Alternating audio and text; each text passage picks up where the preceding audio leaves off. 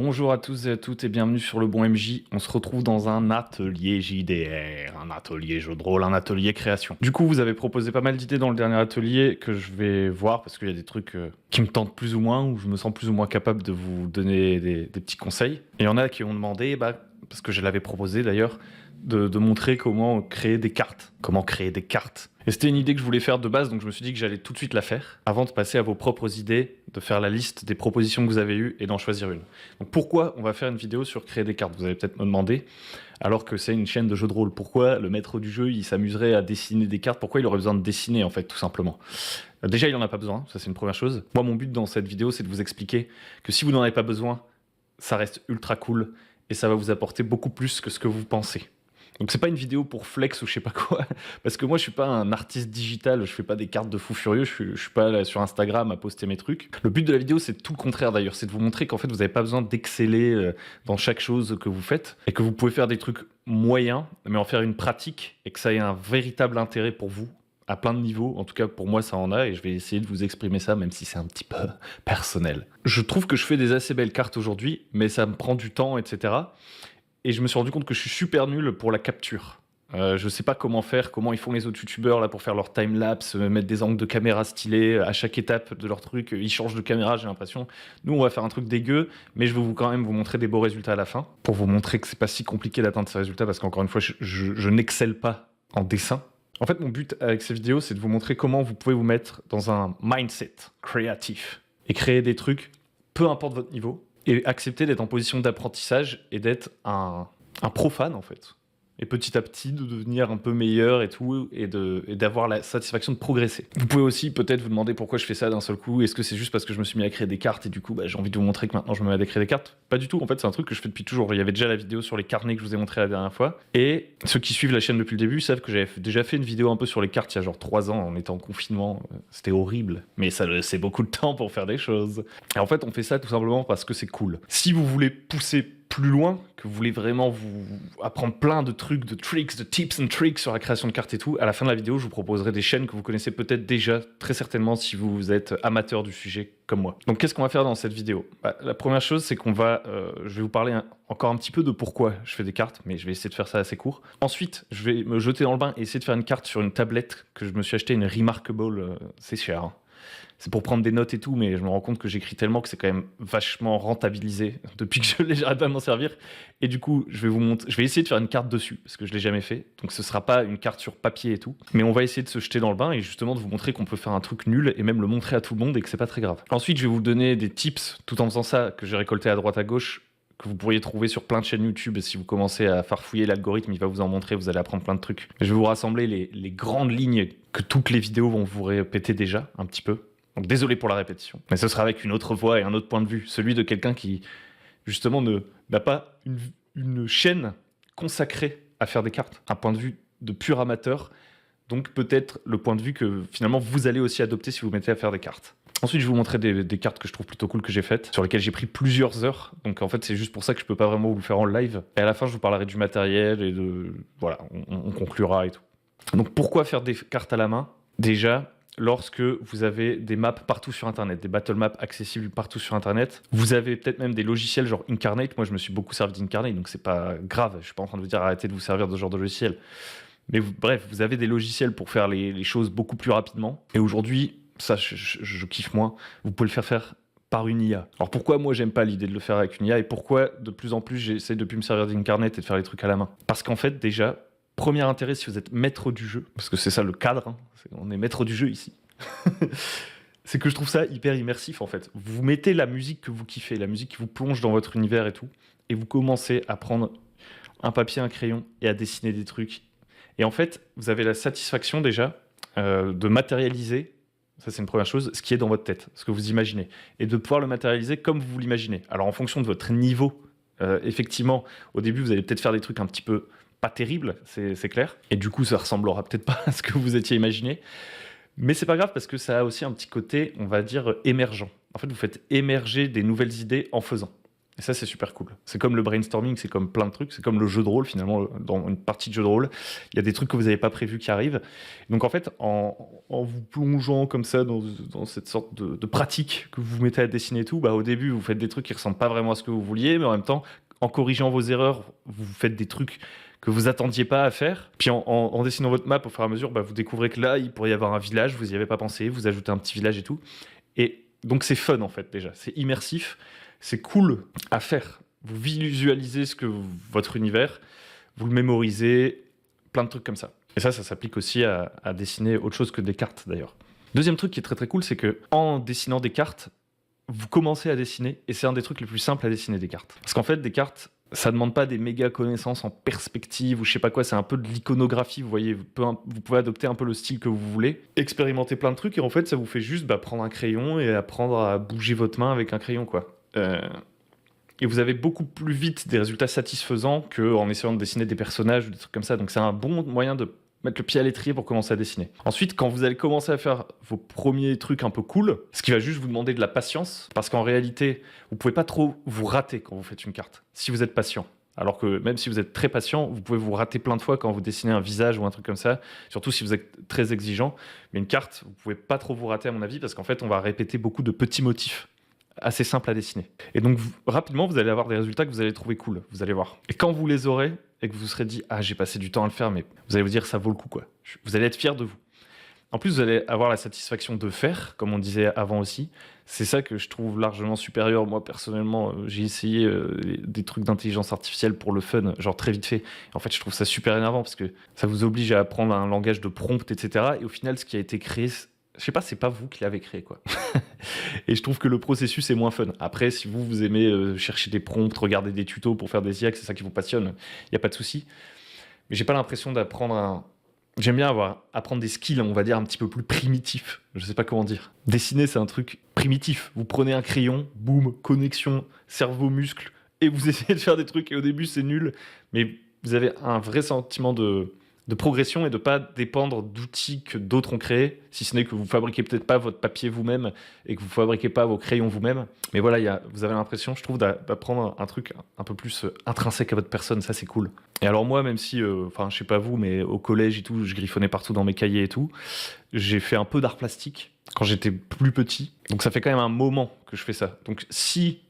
Moi, je trouve pas que c'est exceptionnel ce que je fais quand on ira voir les cartes à la fin. Si vous, ça vous impressionne et que vous dites « Ah ouais, mais c'est facile à dire parce que toi, tu dessines depuis toujours, machin, truc », sachez que oui, je dessine depuis toujours, mais je prends pas de cours ou de trucs comme ça. Et c'est que plus récemment que j'essaye de créer une routine et de faire vraiment très souvent le truc. En général, c'est plus soit je suis en train de parler avec quelqu'un et je dessine sur un post-it, soit une fois de temps en temps, je me dis « Allez, vas-y, dessine une carte » et je dessine une carte. Donc je suis pas un grand praticien. Donc ça veut dire que vous pouvez le faire aussi. C'est ça que j'essaie de vous dire. Même si vous êtes au niveau 0, on va dire, moi je pense je suis au niveau 1. Je dis des trucs au pif. Et qu'en fait, vous pouvez rapidement arriver au niveau 1 aussi. C'est ça que j'essaie de dire. Et moi, là, je suis peut-être au niveau 1, j'essaie de passer au niveau 2. Et en fait, ce qui est cool, c'est que, bon, de temps en temps, je regarde des vidéos sur des techniques où j'essaie vraiment consciemment d'observer un objet et de le faire, mais c'est vraiment pas mon truc. En fait, vous pouvez juste en faire une pratique un peu instinctive. Et c'est ce que moi je fais, c'est genre, je prends du papier et je dessine des trucs, et même si c'est moche, je les dessine. En fait, à force de le faire beaucoup, je pense que je peux passer au niveau 2. Et mon but, c'est pas de passer au niveau 3, ni au niveau 4 et de devenir digital artiste et de faire des trucs de fou furieux, vous voyez. C'est juste de pratiquer et de faire des trucs cool. Et je pense que ça, vous aussi, vous pouvez le faire, quoi. Si vous dites que vous êtes nul et que de toute façon, vous savez pas dessiner, et donc ça sert à rien. Je suis pas très fort pour décrire les émotions. Mais en vrai, c'est trop bien. Voilà, ça c'était pour essayer de vous motiver un petit peu. Maintenant, on va aller griffonner vite fait, quoi. Donc sur ma tablette, je vais essayer de vous expliquer un petit peu les étapes que je suis. Donc en gros, à force de voir des vidéos, etc., je dirais que le premier truc qui est assez important, quand vous voulez faire vraiment une belle carte, que vous dites, vas-y, je suis prêt à y passer plusieurs jours s'il faut, à faire des pauses, vraiment à faire bien les choses, vous voulez pas juste griffonner à l'arrache, c'est la planification. La deuxième étape, ça va tout simplement être de faire les choses au crayon de bois ou au crayon à papier. Je sais pas comment vous vous dites dans votre patelin français, là. Vous allez faire les choses au crayon de bois tout simplement parce que le crayon de bois, on peut l'effacer avec une gomme. Eh oui, surprenant. Ensuite, vous allez passer à l'encre sur ce que vous avez fait au crayon de bois. C'est tout simple. Et d'ailleurs, le fait d'avoir cette sorte de partie brouillon au crayon de bois, on va dire, c'est ça qui va vous donner la confiance de ne pas vous foirer. Donc c'est bien au début de commencer comme ça. Ensuite, vous pourrez passer à l'encre directe, si vous voulez. Vous avez moins peur de faire des erreurs. Parce que souvent, ce qui nous empêche d'avancer, c'est d'avoir peur. Et donc l'étape suivante, évidemment, ça va être d'effacer ce que vous avez fait au crayon de bois une fois que vous avez mis toute votre encre. Ensuite, si vous voulez colorer, moi c'est ce que j'essaie de commencer à faire et que je faisais pas avant, vous allez photocopier tout simplement ce que vous avez fait pour ensuite pouvoir colorer sans avoir peur de tout foutre en l'air, notamment si vous connaissez pas bien votre matériel et que vous êtes assez fier de ce que vous avez fait à l'encre et au crayon. Avant de colorer, si vous avez jamais testé vos feutres, etc. Et d'ailleurs, un des conseils que je peux vous donner, c'est de tester sur un truc à côté. Voilà, si vous avez peur de tout niquer, faites une photocopie et colorez sur votre photocopie. Donc le planning, c'est quoi concrètement? Le planning, l'idée, c'est de déjà réfléchir un petit peu à ce que vous voulez mettre sur votre carte et à vous faire comme une sorte de palette, un petit peu comme un peintre. C'est-à-dire que vous notez des éléments que vous aimeriez bien voir sur votre carte, déjà pour pas les oublier, pour y penser. Parce que on va voir que si on s'empresse un petit peu trop aller de l'avant, on peut ne pas laisser la place pour ce qu'on voulait faire. Et si on a commencé à l'encre tout de suite, par exemple, c'est irrécupérable. Donc vous planifiez un petit peu ce que vous aimeriez voir sur votre carte pour pas l'oublier. Ça ne veut pas dire que vous allez tout mettre, mais notez vos idées. C'est comme un brainstorming, c'est comme dans un scénario. Dès que vous essayez de créer un truc, commencez par écrire vos idées en fait. Donc ça peut être souvent sur une carte, qu'est-ce qu'on va avoir? Là, on va partir sur une carte un peu de région. On va mettre une chaîne de montagnes, des rivières, un marais, la mer. Voilà, vous notez vos idées. Et en fait, sur la même feuille sur laquelle vous avez écrit vos idées, grosso modo, vous allez pouvoir ensuite vous amuser à faire des tests. Alors bon, moi là je vais faire des tests très très vite fait parce que pour le bien de cette vidéo, vu que c'est vraiment pour l'exemple, j'essaye d'aller assez vite, je me mouille, je corrige pas, je vais quasiment pas gommer dans cette vidéo. Et donc vous vous amusez voilà, à côté de ce qu'on pourrait considérer comme étant une légende entre guillemets de ce que vous allez faire, à commencer à dessiner vos trucs. Donc vous voyez là, je commence à faire des petites montagnes un peu au pif. Ce que ça va permettre aussi en fait, non seulement c'est de faire des tests, de vous échauffer aussi, ça vous échauffe. Comme vous savez que vous n'êtes pas sur votre feuille sur laquelle vous allez vraiment faire le truc, vous vous échauffez sans trop de risques, vous pouvez vous planter, vous en foutez. Mais de toute façon, comme vous allez commencer au crayon de bois, si vous plantez, c'est absolument pas grave. C'est pour ça qu'on met l'étape crayon de bois, que vous pourriez vouloir sauter par la suite. Et donc du coup, voilà, ça vous met en confiance. Parce qu'en fait, ce qui est un peu difficile au début, c'est que on pense trop à qu'est-ce qui va se passer si je rate. C'est votre esprit un peu perfectionniste qui vous fait tout le temps recommencer des trucs, alors qu'en fait, vous pouvez faire des erreurs, etc. C'est pas très important, vous pouvez corriger au fur et à mesure, mais c'est très difficile de faire comprendre au cerveau ça, et donc c'est bien de faire des trucs un peu à l'arrache pour que le cerveau il soit un peu plus détente pour la suite des opérations. Et d'ailleurs, c'est aussi une des raisons que j'ai oublié d'évoquer dans le pourquoi on dessine, tout simplement parce qu'en fait, quand vous savez pas trop qu'est-ce que vous voulez faire comme scénario ou je sais pas quoi, et que vous avez la page blanche, mais même pour écrire un scénario, commencer à dessiner des trucs, ça peut être un moyen de dépasser le stade du blocage. Faire un truc, commencer à créer un truc, ça va peut-être vous débloquer. Et donc des fois, en fait, pour avoir commencé un donjon, plutôt que de lister des idées de pourquoi le donjon il est là, qu'est-ce qu'il pourrait y avoir dans un donjon, je vais juste commencer à dessiner un donjon en fait. Mais ça tombe, le dessin il servira jamais après. Mais en dessinant, je vais avoir des idées, et puis le fait de voir quelque chose qui se matérialise, de me voir en train de créer quelque chose, ça me donne la confiance en moi. Voilà, et je pense que ce sera pareil pour vous. Donc là, vous voyez, je m'amuse à faire une petite forteresse, un petit machin. Je fais mon petit brouillon, quoi. Ensuite, l'étape suivante, évidemment, ça va être de faire au crayon de bois. Alors là, comme je suis sur une tablette, je peux gommer et tout. Donc vous voyez, vous pouvez aussi faire des petits tracés au crayon de bois pour planifier, placer un petit peu les éléments à l'avance. Alors là, je vous fais pas un exemple ultra détaillé, mais c'est juste pour vous montrer, par exemple, pour une chaîne de montagne, vous pouvez faire un trait et vous servez du trait que vous avez tracé pour avoir un repère pour la pointe de vos montagnes et avoir une idée de où vont passer vos montagnes. Et idéalement, là je le fais pas pour l'exemple, vous pouvez aussi placer un trait pour la côte, même si vous dessinez pas tout de suite la côte, les plages, je sais pas quoi, en détail. Vous pourrez faire des traits pour planifier un peu l'endroit où il y aura des rivières, faire des ronds à des endroits pour planifier l'endroit où il y aura des villes, pour déjà spatialiser un peu les choses. Vous appuyez pas trop fort sur votre crayon de bois, vous pourrez effacer après, repasser dessus, etc. Et donc ensuite, l'étape suivante, évidemment, une fois que j'ai fait mon petit truc au crayon de bois, ça va être pour moi de repasser dessus à l'encre. Alors là, je maîtrise pas bien l'outil avec lequel je vous montre, je fais une sorte de test, puis finalement, je retire mon truc au crayon de bois, et bon voilà, c'est pas magnifique. Ça marche mieux quand je le fais sur une feuille avec un crayon de bois et un feutre. Vous avez compris le principe. Et ensuite, voilà, je commence à partir un petit peu en mode je mets des ombres et tout. Je reprends un exemple un petit peu différent, vous voyez. Cette fois-ci, je décide d'y aller directement à l'encre parce que sinon ça va être trop long pour le bien de la vidéo si je commence à faire les choses très lentement. Ce que je vous conseille de faire. Si je faisais vraiment le truc, j'irais très lentement, je prendrais mon temps, je profiterais de l'instant. Je pense pas au résultat, je pense au fait, ah, elles sont belles mes montagnes, ah, elles sont belles, et je mets une petite musique stylée. Puis au fur et à mesure, voilà, je place des éléments avec de l'encre. Donc en général, au pied des montagnes, on va avoir des collines.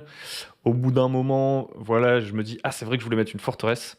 Et je me dis, bah, la forteresse, il faut que je la mette dans la montagne. Donc je vais tout de suite faire la forteresse avant de mettre toutes mes montagnes. Surtout que comme je suis à l'encre et que je galère à gommer sur ma tablette sans tout défoncer, ben, il vaut mieux que je fasse ce qui va être au premier plan avant de faire les montagnes qui passent derrière. Voilà, je termine mon petit château. Je décide de mettre des ombres sur toutes mes montagnes. Vous voyez, quand je fais des ombres sur mes montagnes, ce que je fais en fait, c'est que je trace un trait qui part de la pointe de ma montagne et je l'amène plus ou moins au niveau du sol, en fait, des pieds de ma montagne. Et ensuite, je remplis, tout simplement. C'est assez satisfaisant. C'est long, encore une fois, mais c'est un peu méditatif. Et ce qui est marrant, c'est que vous avancez par toutes petites étapes très faciles. C'est vraiment ça, ce qui est cool en faisant une map, c'est que c'est vraiment pas difficile de faire ce que je suis en train de faire. Genre, je trace un trait, limite si je déborde un petit peu, waouh, c'est pas très très grave en fait, parce que à la fin, ce genre de détails, on s'en fout quoi. Et donc, par toutes petites étapes faciles, vous commencez à remplir votre truc, et à la fin, bah, vous avez une chaîne de montagne.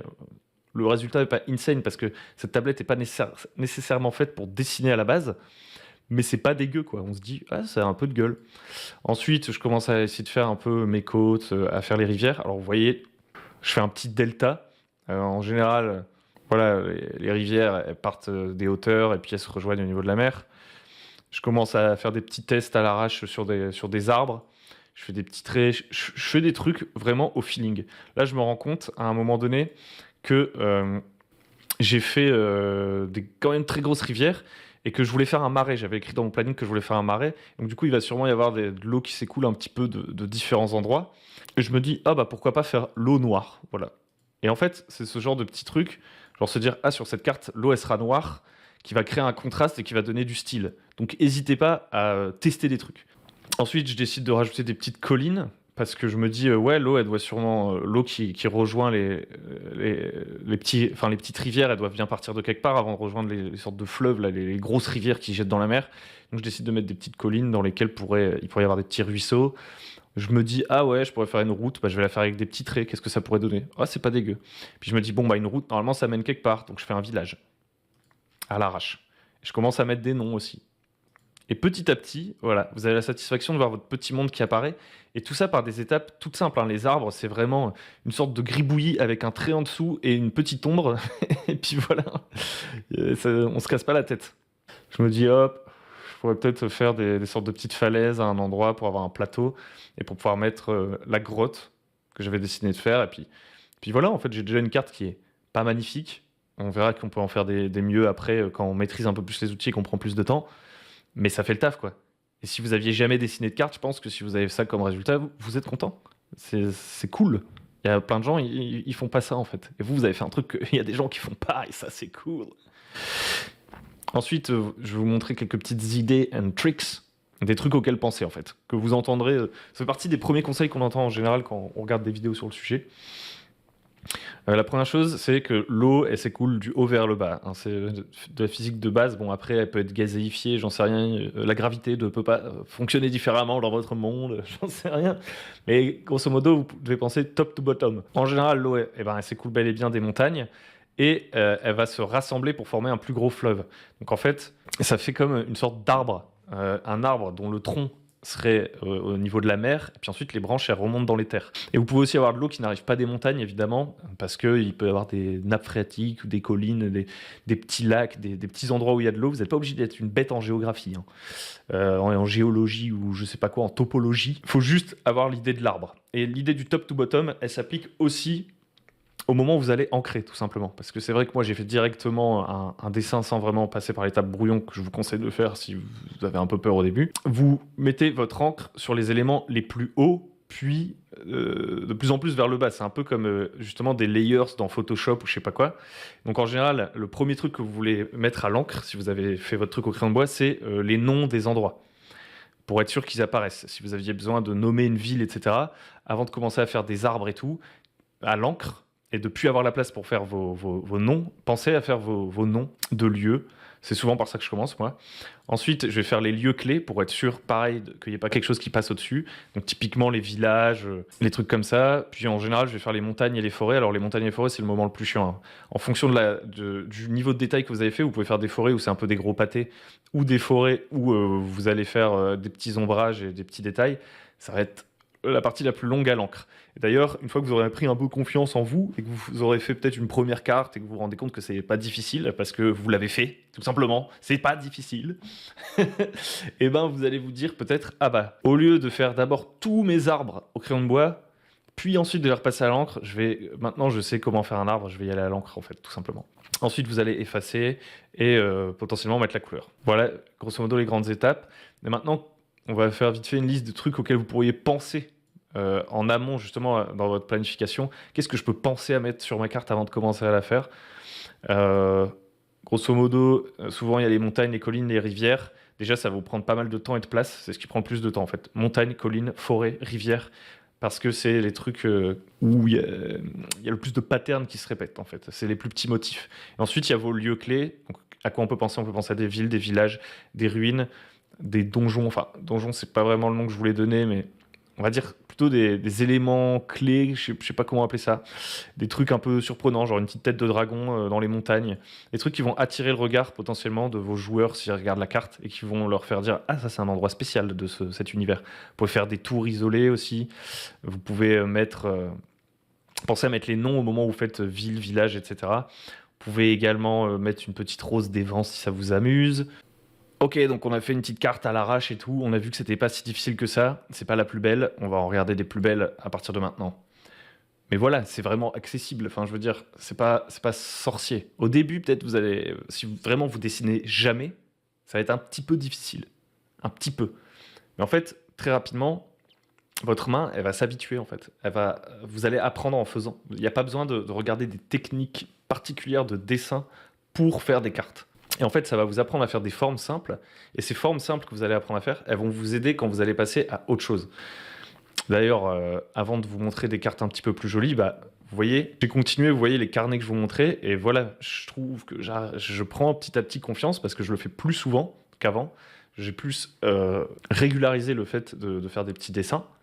Et du coup, je trouve que j'ai fait des trucs sympas dans mon petit carnet que je prépare pour Shadow Dark, vous voyez. Je fais même pas de crayon de bois avant, en fait.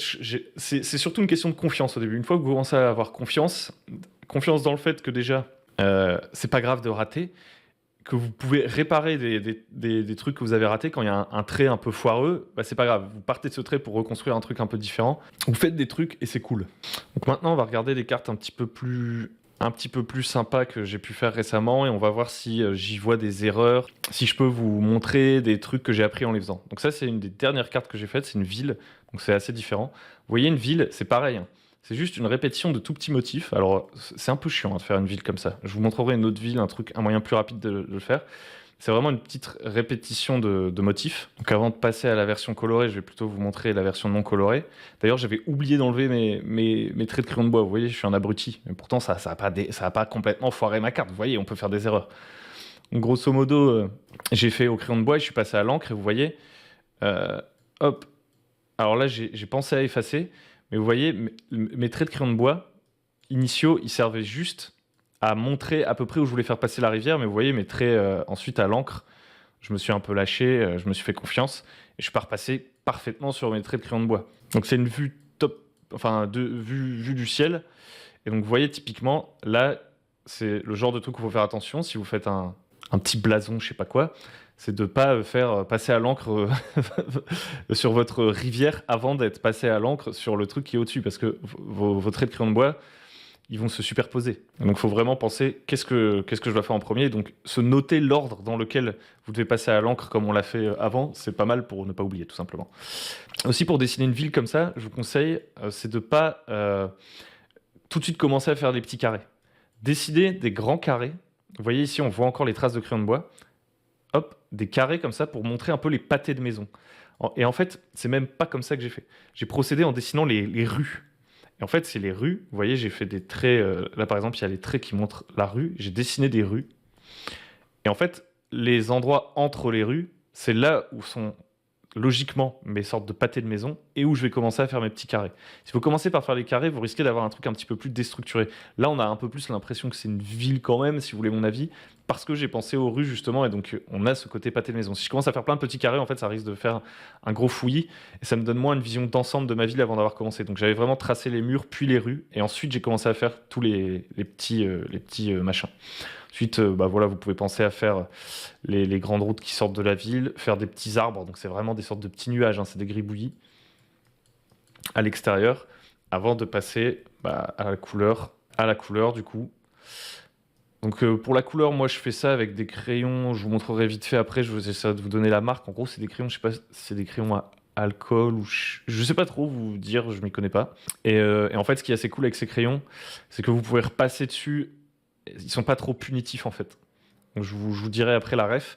Et en plus, le fait que vous puissiez un peu repasser dessus et vous planter, et ben ça, c'est ce qui vient mettre un peu de la nuance. Genre le fait de, hop, d'avoir à un moment donné deux feutres un peu qui se superposent comme ça, je sais pas comment dire, bah, ça donne de la nuance et ça donne un côté un peu, ouais, un peu plus réaliste, je sais pas. Et vous voyez aussi ce que j'ai appris en faisant ça, en faisant de la couleur, parce qu'avant je faisais jamais de couleur, parce qu'en fait, ça marche pas trop mal de juste mettre la couleur sans dessiner la forêt, vous voyez ce que je veux dire? Là, les buissons, j'ai pas eu besoin de dessiner des buissons puis de les colorier, juste j'ai fait des taches. Et ça marche pas mal, je trouve. J'aime bien cette idée. Et je me dis que à l'avenir, peut-être, au lieu de dessiner mes forêts, je ferai des taches. Ah, ça, c'est un truc, vous voyez, faut pas avoir peur de se planter. Et typiquement, là, je me suis planté. Donc là, j'étais déjà passé à l'encre et j'ai fini par abandonner. Pourquoi j'ai abandonné cette carte? Parce que j'ai pris une trop grande feuille. On pourrait croire, ah, il me faut une méga feuille pour faire une carte et tout. Et en fait, je me rends compte que les cartes que j'arrive à faire et qui me satisfont, elles sont sur des feuilles A4. Parce que c'est un peu plus limité en taille. Donc déjà, c'est moins long à faire. Aussi, l'échelle à laquelle vous faites vos dessins, ça change complètement le temps que ça va vous prendre. Faire des grosses montagnes plutôt que d'essayer de faire plein de petites montagnes, ce qui peut donner peut-être un côté un peu plus réaliste, je sais pas. Ça vous fait gagner du temps et c'est un style différent. Donc là, vous voyez, j'avais vraiment fait des tonnes d'arbres, des tonnes de montagnes, c'était super long. Et surtout, j'avais mis trop de lieux. Donc c'est pour ça que j'ai abandonné cette carte et que je l'ai laissée dans cet état-là. Parce que j'avais mis trop de petits villages en me disant ouais, ça va être plus réaliste si je mets plein de petits villages et que je leur donne des petits noms et tout. En fait, du coup, il y a trop d'éléments et donc ils ont moins d'importance. Et donc la carte, elle attire moins le regard avec des points clés, je trouve. C'est pour ça que je l'ai abandonné et que je suis passé sur cette version-là. Alors ça, c'est un autre truc dont j'ai pas parlé avant. Mais un truc qui peut être sympa à faire, c'est de faire un rectangle au début noir que vous colorez tout de suite pour augmenter le focus. Je sais pas comment dire. Le fait qu'il y ait un contraste avec le bord, ça donne un focus à la map. On a l'impression qu'il y a un cadre et ça, je trouve que ça donne un petit côté quali. Vous me direz ce que vous en pensez. Donc ça, c'est la même carte que celle que je vous ai montrée juste avant. C'était la même idée, en gros, je voulais représenter la même région, mais j'ai revu à la baisse le nombre de détails, etc. Et je trouve que déjà là, on a beaucoup plus des points clés, elle est moins chargée.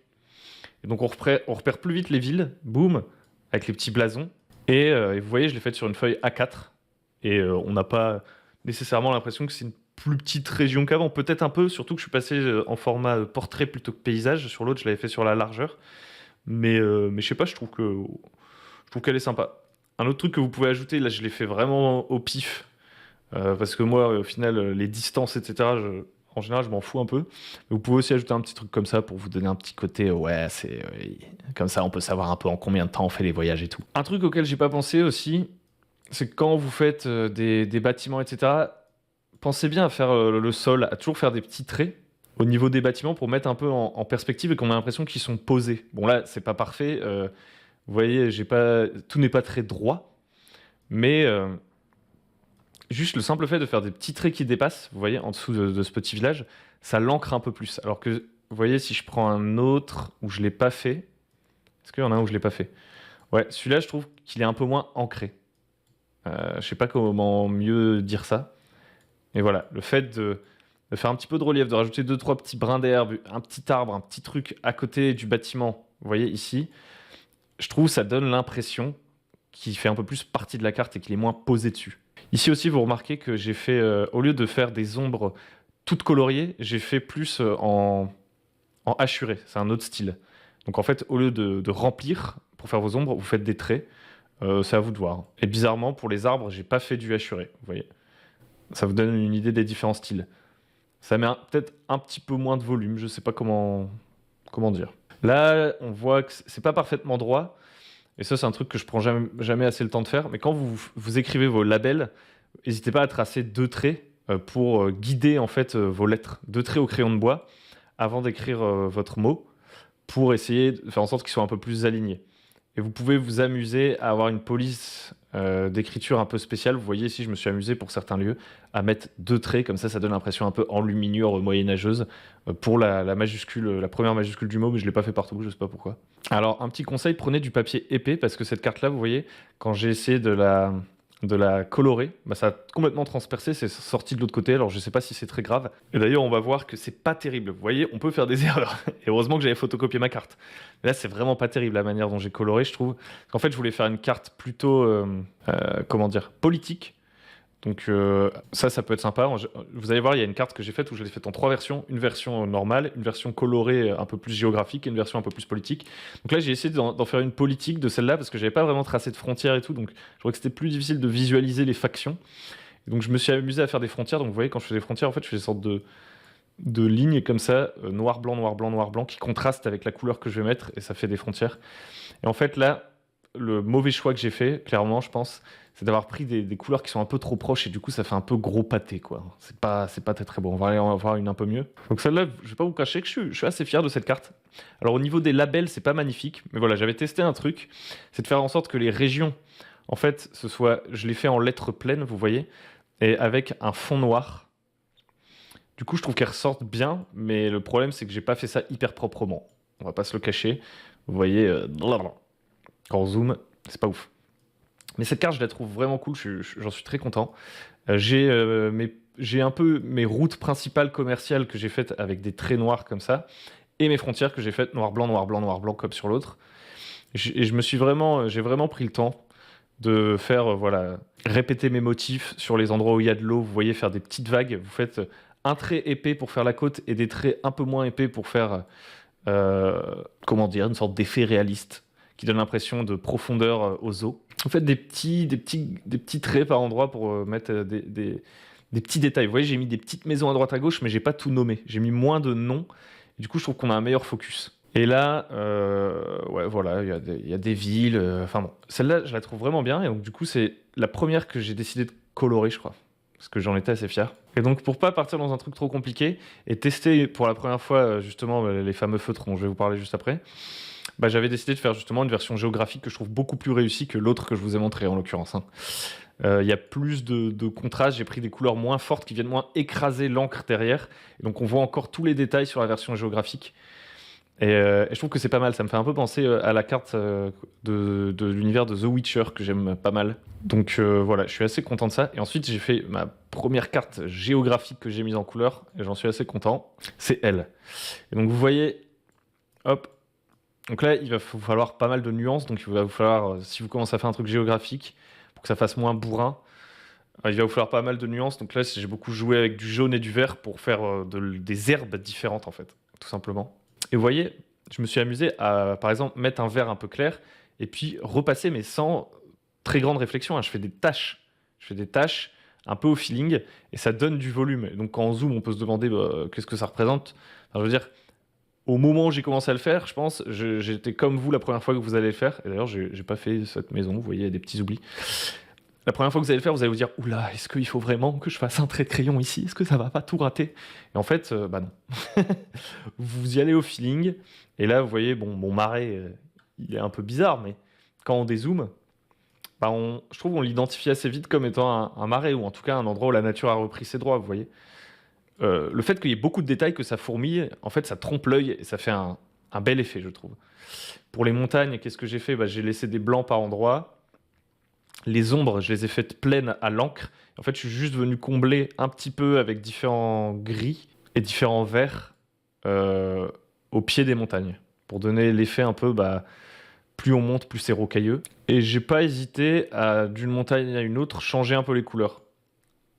Vous voyez, c'est pas vraiment même couleurs qui ont été utilisées pour ces montagnes. Et pour ces montagnes, par exemple, ici, je suis allé un peu plus foncé pour donner l'impression qu'on a peut-être un truc une nature un peu plus vert foncé, tout simplement. Je sais pas comment vous dire. Donc ouais, je suis assez content de cette carte. Et vous voyez ici, je sais que le temps il est un peu plus sec, donc je vais prendre plus du jaune et du vert clair. Tandis que dès qu'on entre dans des territoires un petit peu plus humides, je vais aller sur des verts un petit peu plus foncés. Et en soi, même si là pour le coup j'y avais réfléchi avant, je me disais j'ai envie que la couleur de l'herbe montre un peu, peut-être un peu plus le climat. Vous pouvez y aller au feeling et en fait, c'est ce dont on parlait, ça va créer une sorte d'émergence. Vous allez apprendre peut-être des choses sur votre univers par rapport aux couleurs. Vous coloriez un peu à l'arrache, à l'instinct. Vous n'êtes pas obligé de regarder 50 000 tutos avant de commencer. Parce qu'en fait, une fois que vous allez voir votre carte, vous allez la regarder, la questionner et vous dire pourquoi ici c'est plus foncé. Et peut-être que ça va vous donner une idée sur votre carte, sur votre univers. Un dernier exemple de truc que vous pourriez faire en mode plus schématique, peut-être plus efficace aussi. Comme carte, c'est beaucoup moins beau, cette carte de ville, mais c'est un truc que j'avais testé. Donc pareil, j'ai d'abord tracé les murs et ensuite j'ai tracé les rues. Et j'ai dessiné mes blocs et je les ai colorés par thème. Donc ça, c'était pour du Symbaroum, une campagne qui a été abandonnée, vous avez peut-être vu la vidéo. Mais voilà, je colorie en marron juste la ville, on va dire.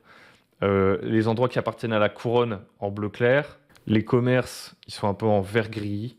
Et puis comme ça, je peux un peu thématiser les zones pour qu'on se dise quelle est l'influence un petit peu dans quel genre de quartier. Par exemple, ici, on sait que c'est un quartier où il y a pas mal de bâtiments religieux. Ça peut être une autre approche. Donc voilà, c'était un petit tour d'horizon de choses que vous pouvez faire, des petites idées un peu en vrac. Maintenant, je vais vous parler très rapidement du matériel et de chaînes que je peux vous recommander si vous voulez pousser plus loin le truc. Peut-être que je referai des vidéos là-dessus, mais c'est pas mon, on va dire que c'est pas le cœur de la chaîne. Moi, le but justement, c'est de vous montrer que vous n'êtes pas obligé d'être le spécialiste d'un truc pour faire quelque chose. Moi, je trouve que ce qui est génial là, dans le jeu de rôle, c'est que vous pouvez vous intéresser à plein de trucs et l'incorporer. À partir du moment où vous êtes dans une démarche créative, tout ce que vous voyez, c'est des ressources potentielles. Tout ce que vous faites, c'est des ressources potentielles pour venir nourrir votre créativité, votre imaginaire. Et ça, c'est trop bien. En termes de crayon, moi, pour mes carnets, si vous voulez aller voir la vidéo des carnets, vous pouvez aller voir. Pour les petits dessins de dragons et tout que je vous ai montré tout à l'heure, j'utilise un Uniball. C'est un crayon qui crache beaucoup d'encre. Donc, si vous avez du papier très fin, ça va peut-être un peu se voir au travers. D'ailleurs, de manière générale, à partir du moment où vous voulez commencer à faire des trucs à l'encre, pensez à l'épaisseur de votre papier. Ça augmente tout de suite la qualité. Et même pour vos feuilles de personnages, quand vous jouez en physique, avoir des feuilles de personnages qui ne sont pas sur du papier tout fin d'imprimante, achetez un bon bloc de papier A4, mais avec un grammage plus lourd. C'est cool pour dessiner, c'est cool pour avoir des feuilles de personnages qui tiennent plus sur la longueur, c'est tout bête. Et donc voilà, le Uniball il crache vraiment de l'encre, donc pour vraiment juste dessiner directement à l'encre, faire des gribouillis et tout, c'est cool. Pour les crayons de bois, moi j'ai pris des crayons de bois vraiment au pif.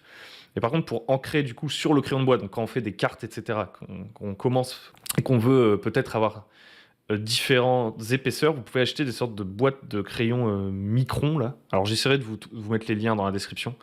Ça c'est cool parce qu'ils arrivent en plusieurs tailles de pointe si vous voulez vous amuser à faire des détails et tout. Moi en général j'utilise trois tailles différentes. J'en utilise une vraiment toute fine si je veux mettre des tout petits détails, une moyenne pour quasiment tout et une grosse pour remplir par exemple les bords de la carte comme je vous avais montré si vous voulez noircir les bords d'une carte ou pour vraiment appuyer des gros traits, une côte, un truc comme ça, faire vraiment un truc lourd.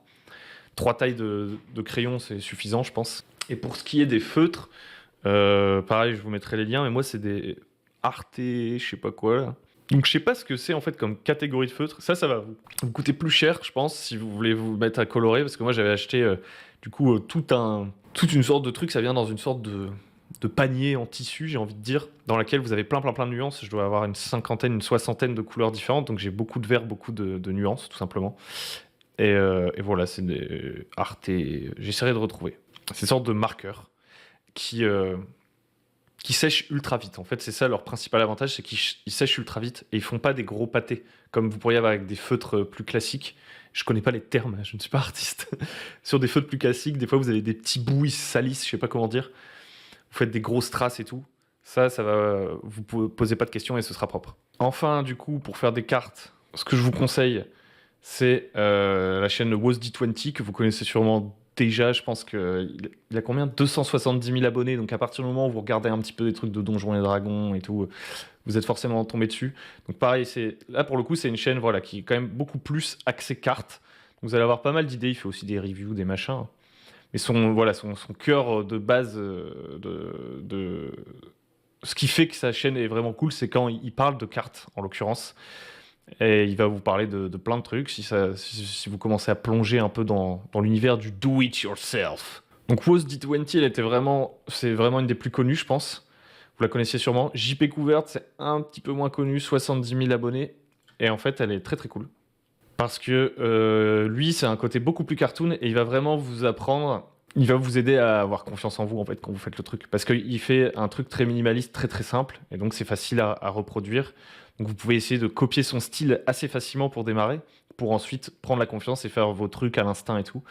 Et pareil, il a beaucoup d'exemples et tout, donc c'est toujours cool à regarder. Moi j'aime bien, je regarde toujours ces vidéos quand même sont recommandées. Un autre que j'aime beaucoup et qui est pas forcément hyper connu non plus, mais qui monte pas mal, mine de rien, c'est Mapcro. Donc lui il va peut-être moins vous expliquer étape par étape le truc que JP Couverte, mais ça va plus être voilà un peu sur le mindset. Lui il va vraiment sur des trucs assez quali quoi. En fait c'est vraiment, enfin JP Couverte aussi, hein, c'est tous eux pour le coup des chaînes vraiment où à la base les gars c'est des illustrateurs tout ce que je vous montre. À différents niveaux j'ai envie de dire. Je sais pas ils en font tous leur métier, mais je pense que lui Mapcro il en fait son métier. D'ailleurs il a un Kickstarter qui va bientôt arriver où il va dessiner des monstres et tout, qui a l'air assez stylax, hein, on va pas se le cacher.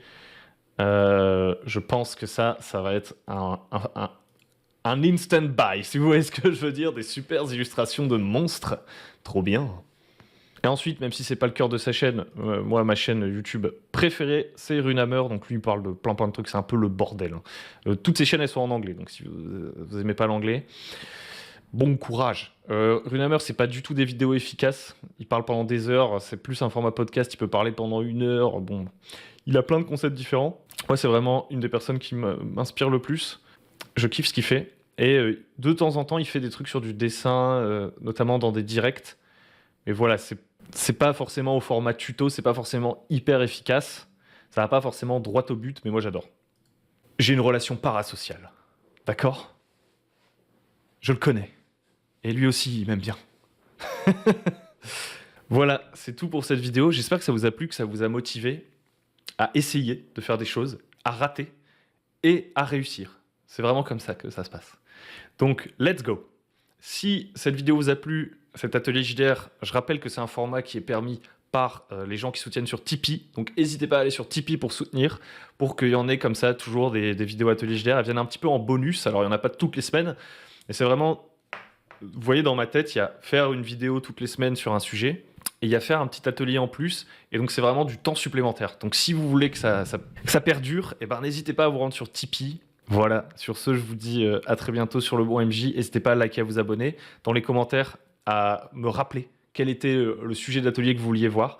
Faites remonter les sujets d'atelier que vous voulez voir. Et puis comme ça, au fur et à mesure, je verrai s'il y en a qui intéressent beaucoup de monde. Ou tout simplement s'il y en a où je me dis « Ah ouais, putain, ça c'est un sujet dont j'ai envie de parler. » Et on fera ça la prochaine fois en atelier JDR.